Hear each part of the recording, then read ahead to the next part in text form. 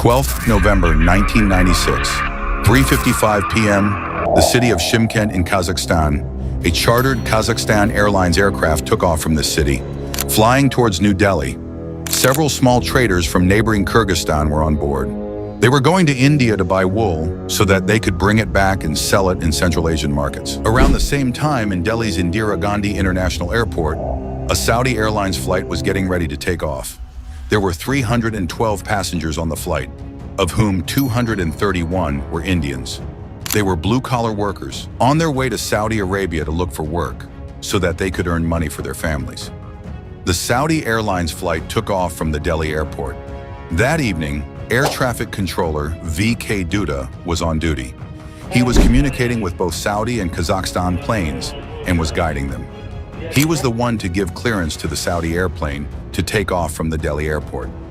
A few minutes later, the pilots of the Saudi plane reported to him that the plane had reached the height of 10,000 feet. They request clearance to go up to 14,000 feet. Dutta grants permission. On the other hand, the Kazakh airplane wants to land. Dutta tells the Kazakh airplane to remain at the height of 15,000 feet and not to descend any further because the Saudi airplane was flying at 14,000 feet. There needs to be at least a vertical distance of 1,000 feet between two aircraft. On his screen, VK Dutta sees the two aircraft as blinking dots. Over the next few minutes, he sees how these two blinking dots keep getting close to each other. And just like that, the two dots fused into one and then disappear altogether.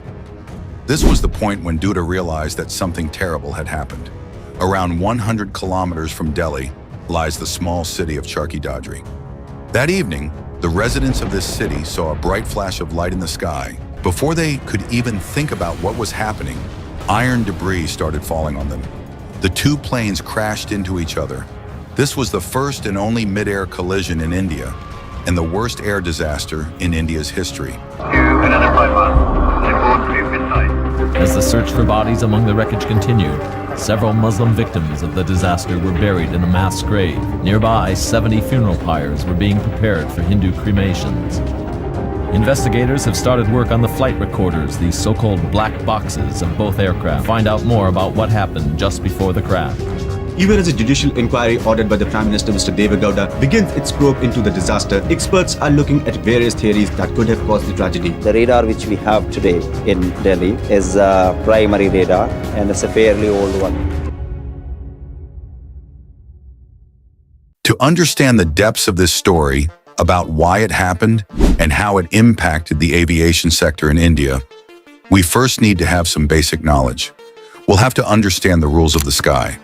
Similar to the vehicles driven on the roads and roads built on set paths, with the road divided into traffic lanes. Similarly, there are set paths in the sky for airplanes. All aircraft need to follow these set paths. These paths are known as airways. Airways are divided into air corridors. Imagine if there was only one traffic lane on the road for all vehicles. There would be a high chance of an accident occurring. For the same reason, there are multiple corridors in the airports for the incoming airplanes and the leaving airplanes, so that there is a restricted scope of an accident taking place. Apart from this, the height at which the airplanes fly is called the flight level. According to the International Civil Aviation Organization standards, the flight level between two planes, there should be at least 1,000 feet of separation. It means that one aircraft should be, vertically, at least 1,000 away from another. Apart from this, there needs to be a 14-kilometer radius for safety. These are the basic rules of the game. And we come to the next question: who ensures that all airplanes follow the rules at all times? This is ensured by the air traffic controllers, the ATCs. The ATCs monitor the flying airplanes from the ground, their position, speed, and their altitude height. It is very important to check these so that the airplanes could be kept safe. So the next question is, how do the ATCs get this information? They get this information from the radar. Radar is a device that uses radio waves to detect objects that are at a distance from it. Radar can detect airplanes, spacecraft, and even tornadoes.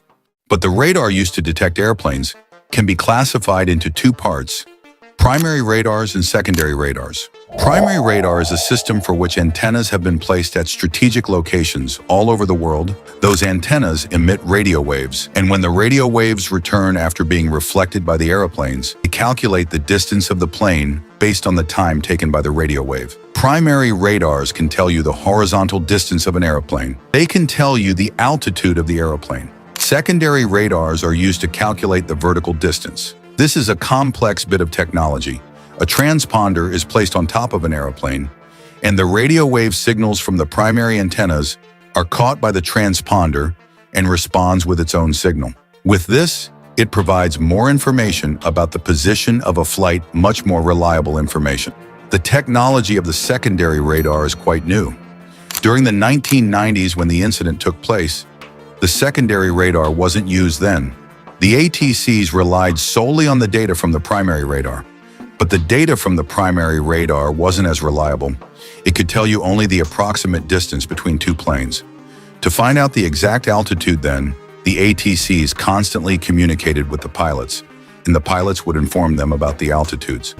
And then the TCAS would jot down the height and speed parameters.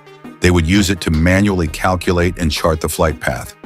Can you imagine this? In a busy airport like Delhi, where 20 to 30 flights land and take off every hour, how tedious this work would have been for the air traffic controllers. It was a stressful job. ATCs were considered to be the most stressful work in the world. On the ill-fated evening of 12th November, what were the mistakes and who made them? Mistakes that led to this deadly disaster. Two planes crashed into one another. The accidents that take place aren't because of a singular reason. Rather, multiple reasons align at the right time. Even if one of these mistakes didn't happen, this disaster might have been prevented. A series of small mistakes added up to this disaster. First of all, the Indian officials thought the Saudi aeroplane hadn't followed the instructions properly, that even though they were instructed to stay at 14,000 feet, the plane might have gone up to 15,000 feet and crashed with the Kazakh aeroplane. But when the black boxes of the planes were found, flight data recorder revealed the exact recording of the conversations between the pilots, and they found that the Saudi airplane was at 14,000 feet, and the crash between the two airplanes was at 14,000 feet. It meant that the Kazakh airplane had descended from 15,000 feet to 14,000 feet. Why? VK Dutta had told the pilots of the Kazakh airplane to not descend below 15,000 feet. The audio recording from the black box showed that the pilots in the Kazakh airplane weren't even listening properly to what the ATC was saying. They were complaining to each other about the traffic in Delhi and the traffic hang-ups in Delhi airport. The second thing they found was that these Kazakh pilots didn't even understand English properly. In fact, there was a radio operator on the plane who was translating the messages from the ATC from English to Russian so that the pilots could understand. The report of the accident concluded that the instruction from the ATC was subjected to an error of understanding. The ATC told them to maintain the flight level at a certain altitude, but they misunderstood it, or they thought that the instruction was for some other flight. They misunderstood the instruction, and so they descended. After this horrific air disaster happened, the Indian officials and aviation experts all around the world learned from this. They made many significant changes to the system so that such accident wouldn't be repeated. There are now separated air corridors for the incoming and departing planes. 5 months after the Dadri accident, the Civil Aviation Minister, CM Ibrahim, announced in the Lok Sabha that after 31st December 1998, all 30-plus-seater aircraft in India have to be compulsorily fitted with the TCAS. It is basically a system that rings an alarm in the airplane if any aircraft gets closer than 1,000 feet of vertical distance. So if another aircraft approached you from below, this alarm will ring and it will tell the pilot to fly upwards. The third issue raised by this accident was the language and its nuances. When someone speaks, how well can the person listening to it understand it? It was proposed that every pilot would have a minimum level of English proficiency to help them communicate.